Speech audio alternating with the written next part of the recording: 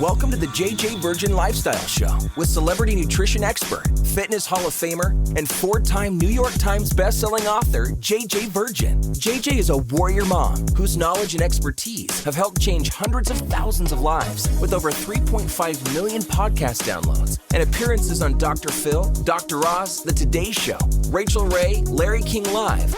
Whoa. This show is about you, not about me. I want to help you find practical, real-world ways to dial in your health and mindset so you can finally lose that weight and feel strong and energized. Stop settling for less than your personal best.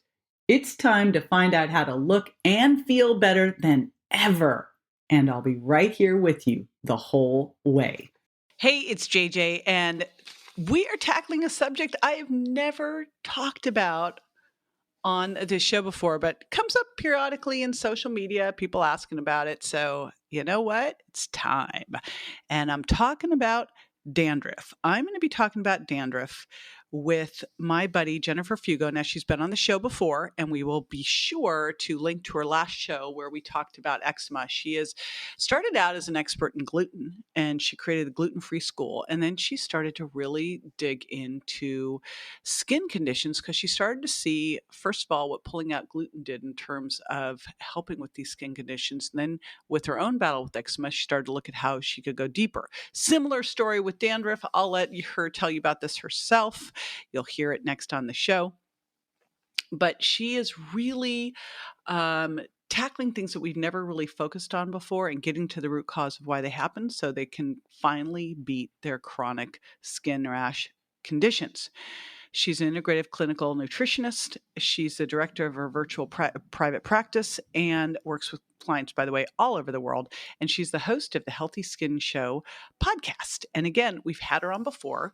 You will be able to link to that episode and get the awesome download. She has her skin rash root cause testing eGuide at jjvirgin.com/dandruff. Now, before we dive into this episode, I want to do a shout out to Ashley Titus, who put up this podcast review. She said, "Thank you, JJ. 5 stars. JJ hosts an incredible podcast. Her episodes are the perfect link, just right for a commute to work. I've learned so much in the car since subscribing and tuning into her show. I highly recommend all of her episodes. Thank you, JJ, for your sharing your love of health and nutrition with us." Thank you, Ashley. Love to do a shout out for you too. So if you haven't done it yet, pop on over, leave a review. And if there's something you'd love to hear more about, please let me know that too. I build these shows based on what you're looking for. All right, I'm going to share a favorite with you, and then we'll be diving into this week's podcast. Stay with me.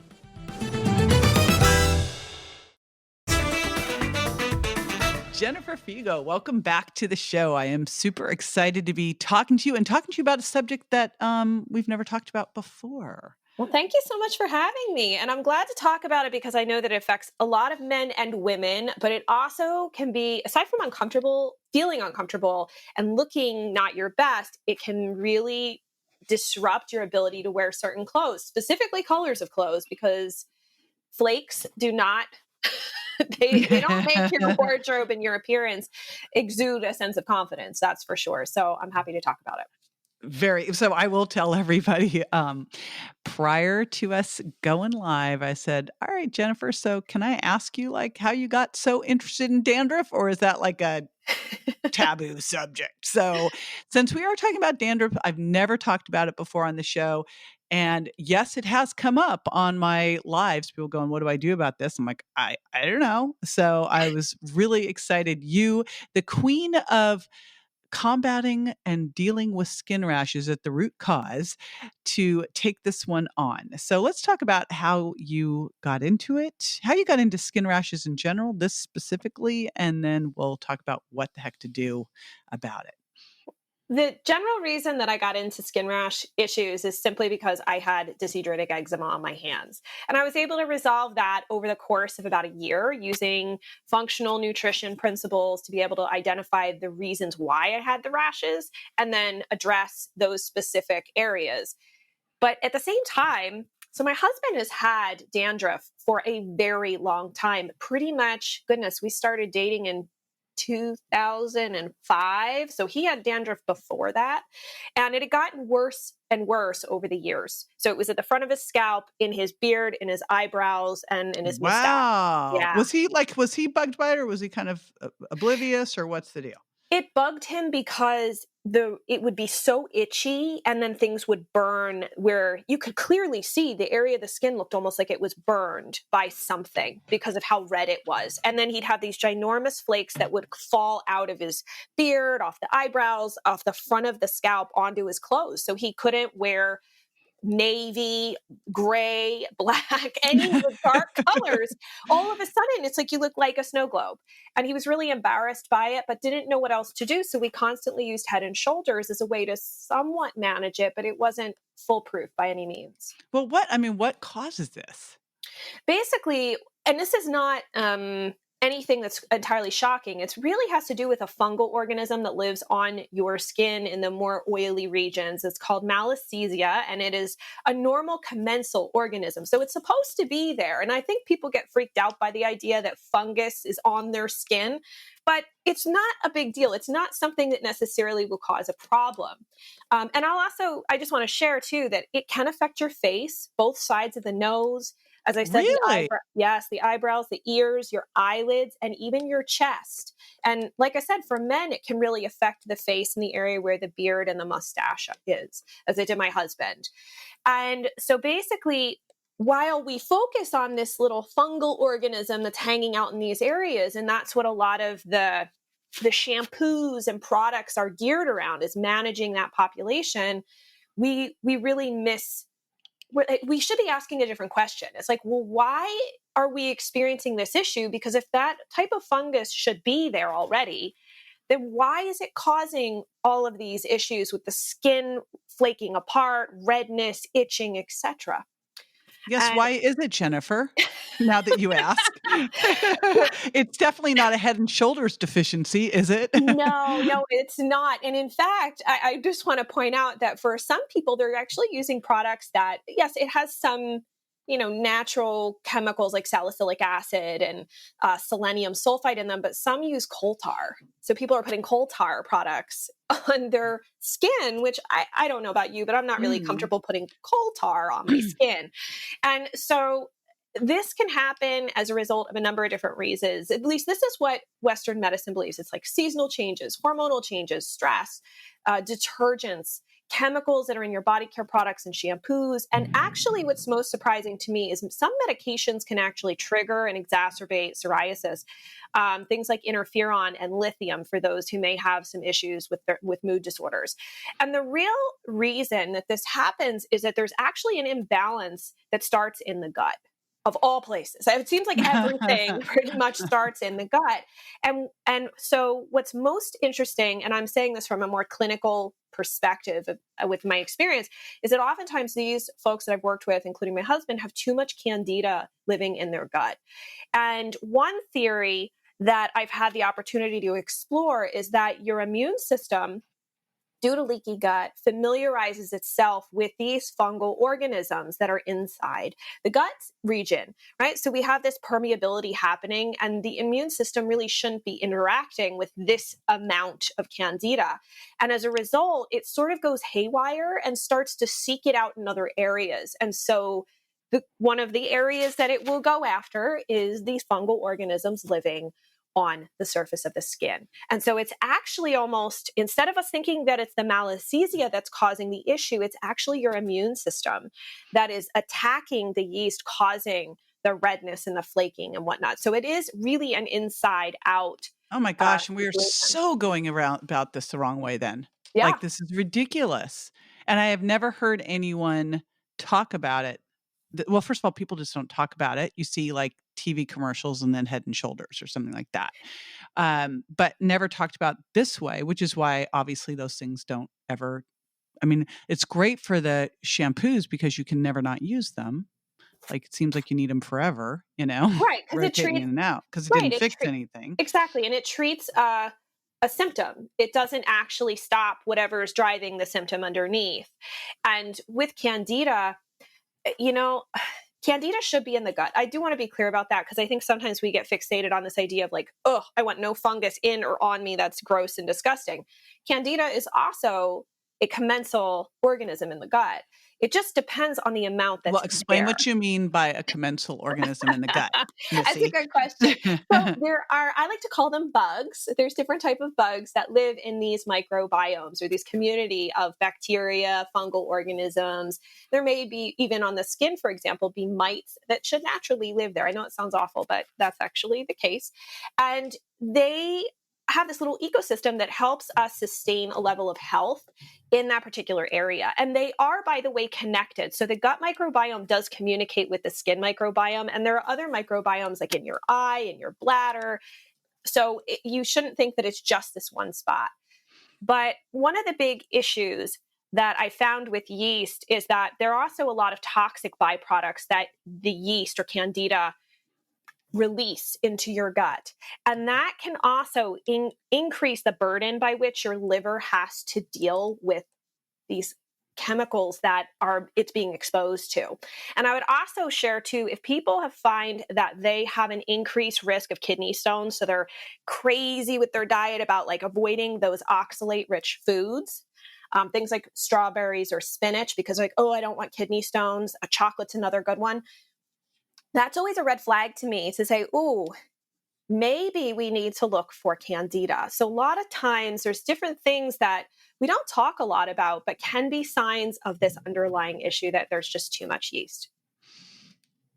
Got it. So there's these signs of this. And again, I think it's really important because I remember 25 years ago, like Candida was the like disease du jour, and like everybody had Candida overgrowth, and it was like it was absolutely ridiculous, you know? And so I think it's great to it's like anything else, you need a balance. But when this is out of balance, what the heck do you do? One thing that I would say, and I think I've gotten this from a lot of my physician mentors as I've gone on my journey of becoming a clinical nutritionist, like Dr. Kara Fitzgerald and Dr. Jill Carnahan, is that you really need to test. It's best not to guess. I know a lot of people think like they could do the spit test. They read about that online. I don't find that that's particularly helpful, and frankly, it's confusing. So one of the easiest ways to figure this out of how much Candida you have in your system is actually using a functional lab that tests for organic acids that are in the urine. So it's a urine test, really easy. You can typically do them at home. And we're looking for a very specific substance called D-arabinitol. And that is a very specific byproduct of Candida albicans. There are other things to test for, but I think that's one of the main ones. And then from there, I know that people are thinking, okay, I have Candida, or maybe I have Candida. I should do an anti-Candida diet. I'm not a big fan of those. I was taught to recommend them to clients when they had too much Candida. But to be honest with you, people don't actually get better. It manages their symptoms. But as soon as they start eating sugar or anything else, all the problems come back. And since your immune system is sensitized to the yeast, the idea is that you really need to remove any additional yeast that's coming into the system. So it means that I know people love ferments, but this is the time and the place to not do ferments or pickled foods. So you would have to really reduce or remove like your sauerkrauts, kimchis, kombuchas, coconut aminos, and vinegars. You could substitute, by the way, if you love having salads, you could always substitute your vinegar with fresh lemon juice. That's always a great option and really healthy and fresh. You'd have to reduce or remove all alcoholic beverages, condiments that have vinegar in them, all forms of yeast, including nutritional yeast. I know a lot of my vegan folks love nutritional yeast, but that is a yeast as well. So that would need to be removed along with like refined sugars and flours. And I would also add gluten in there simply because gluten increases gut permeability. And the last thing you want is to have more interaction with what's going on in your gut. So gluten is definitely something that's got to go as well. Yeah, I haven't really seen anyone that eats gluten and feels better. No. I mean, it just, and I know you started in this world, in the world of gluten and teaching how to live gluten free. So, you know, it's just kind of one of those things like people pull out gluten and it can help them feel better. But in this situation, that is only going to be one step in the process. So pulling out those things, and I would think maybe one of the signs that this could be an issue, although I really feel this is one where you want to look, and we'll put this in the show notes, jjvirgin.com/dandruff. How's that for show notes? We'll put in the name of that D-arabinitol test so that you know how to get that. But I would think that if you are doing nutritional yeast, or if you do fermented foods and you start to get worse, could that be a sign? Absolutely. Or you have flares, like say you go out on a Friday night for girls' night out and you have some wine, and then you notice the next day that your scalp is even worse. Right there, that's a pretty good correlation with the fact that a lot of times we think like, oh, it was the sulfites. It was everything else Because we except don't for want to think it was the actual. right. That's Right. very sad, Jennifer. I know, but it's not forever. That's why I'm not poo-pooing the anti-Candida diet. I do think it has a time and a place, but it's not going to fully solve the problem. And that's where you really need to look toward antimicrobials and doing some sort of gut protocol to really clean up the gut, instead of just leaning really hard on food, hoping that it's going to do the trick and you're going to just starve everything out of your gut, which isn't likely. Okay. So That that's would not be enough. disgusting. So let's talk about nutrients that can be helpful here. I would say vitamin D, vitamin A, which, by the way, vitamin A can be found in liver if you if you like eating liver, which most people like myself do It's not. that But texture. Oh my gosh. oh, I've only really ever had it. I went to, I was in London. I still remember this. I was 14. Okay. So I'm 14 in London, and I was with, my friend and her parents, and I was going to have a bite of her, like, it was like a liver and kidney pie. And she said she was going to give me a bite of like the crust, but she tricked me. So I oh was like, it no. was like, ew. And I've never, it's just the texture is disgusting. So It's not everybody's piece of pie, so to yes, speak. there you go. Ha ha. Yes. So Uh, I would also say vitamin E is another good option as well. Magnesium. I would also make sure to increase protein intake. That way, you're not leaning on carbs. So try to crowd out some of the starchy carbs that you like with more protein in your diet. Vitamin C is also really important because that tends to get depleted when you have too much candida in your system. Another really helpful mineral is zinc, which you can find in oysters if you like them. oh, here we go. Oysters I and liver. and Like, liver. you've named I two of the, know. like, to me, the yuckiest foods out there. And they're really good, but here is one thing with liver. Do please make sure you're getting like high quality, clean Yes. liver if you're gonna eat the liver, which we hope you would, but ugh, you know. Correct. Like I'm not going to eat either of those options. They're not my favorite foods. So for me, it'd be more important to supplement with them. And then last but not least, I always like to support your liver, especially when you're doing any sort of gut rebalancing, to not forget about your own detoxification system in your liver, because a lot of times that can become overwhelmed. So looking toward potential supports like glutathione and glycine, which is an amino acid, can also be helpful. All right, we'll put all of that in the show notes because I'm sure you're like, first of all, most people are driving or hopefully at the gym going, oh my gosh. So you want to be using those, but you also mentioned antimicrobials. Yes, absolutely. And it's funny, people will ask me all the time about antimicrobials. And in this particular case, I would say something that's a bit on the more antifungal side. Okay, yeah. I don't like to do one ingredient formulas. So people go, oh, I'll just use oil of oregano. I'll just use garlic. And I'm like, okay, but what happens if you have other type of fungal organisms aside from Candida albicans in your gut, which you can? So using a more broad spectrum where it has a number of different antifungals in it tends to be more effective. The same goes for just antimicrobials in general.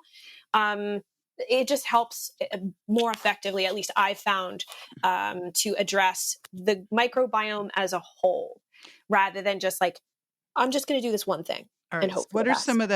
some of the key ones that they'd want to look for? We'll put all of this again in the show notes, but some of the key things you'd want to look for in terms of an antifungal, antimicrobial.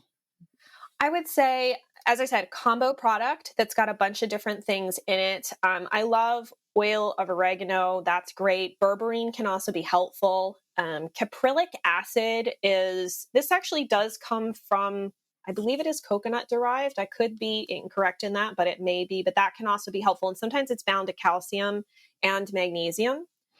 Grapefruit seed extract can be really great, and olive leaf extract are great options. All right, cool. Just so they know when they're looking at a formula, does it have some of the powerhouses in there that they should be looking for? Anything, is there anything that would be, and I'll share with you, my son had cradle cap. I called it cradle crap at the time when he was a baby. And so I thought it would be awesome to use tea tree oil on his head and then have him drink it. Or no, I think I had him drink oil of oregano, not knowing how powerful it was. And that, the dropper full I put in his water, he was like, Mom, but are there any topical things that can be helpful here too? Or is it really more fixing the gut and doing everything internal?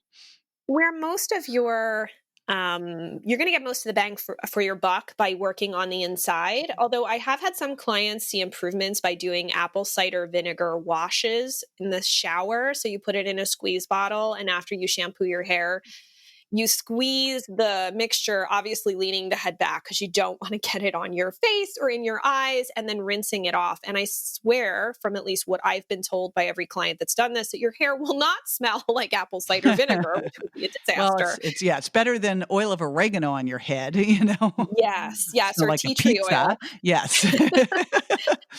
And the other thing too is I know a lot of people like to look for antimicrobials to put on their skin.